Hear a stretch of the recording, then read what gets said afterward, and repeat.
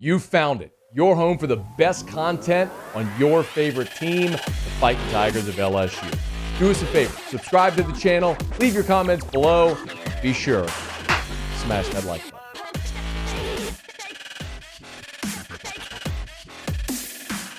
I have not talked to Koy, and if he has entered the transfer portal, I don't know anything about it. That was Ed Orgeron Monday when he met with the media about wide receiver Koy Moore. As a sophomore, assigned with LSU a year ago as the number 299 overall prospect in the country, a four-star Rummel down in Metairie. And look, he's battled some injury issues, but you look at this year, and it is so easy to see why Koy Moore might be looking elsewhere. Look, it's obviously disappointing. I mean, he's had 5 catches for 71 yards this year, had 22 for 177 last year as a freshman. But something we talk about often here is if by year 3 you haven't cracked the rotation at LSU, it's probably not going to happen. Yeah, absolutely, there are exceptions. I think the best is probably a guy like Lloyd Cushenberry. Lloyd Cushenberry was, by his, wait till his 4th year, man. But persisted, hung on, improved. And they were legit trying to move one of the younger guys, maybe even Chasen Hines over to center. And in that spring, Lloyd Cushenberry before 2018, it just clicked for him. He had a great spring, won the job, was a starting center in 18, came back in 19, played great, became a draft pick of the Broncos and starting center as a rookie. So it does happen. But those are the exceptions, not the rule, because typically, if by year 3 at a place like LSU, you haven't cracked the rotation, there's 2 more recruiting classes behind you of talented players that are going to pass you up. And when you look at receiver, it's easy to see how that could happen here with Koy Moore. You've got the veterans who are still there. Trey Palmer and Jeray Jenkins, who just had 3 touchdown receptions. John Trey Kirkland's still there, although he's battled some, he was ineligible earlier, but he's back.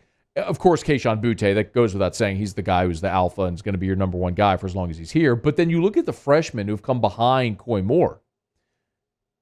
Jack Besh, Brian Thomas, Malik Neighbors, Deion Smith, who I know is out right now. But all of those guys, do you realize Chris Hilton, who is the 5-star, hadn't even gotten on the field? He's played a little, but you understand my point. You are so loaded at that position. Those 5 freshmen, you've got, if you're Koy Moore, you're looking, you go, okay, Kayshon Boutte is ahead of me.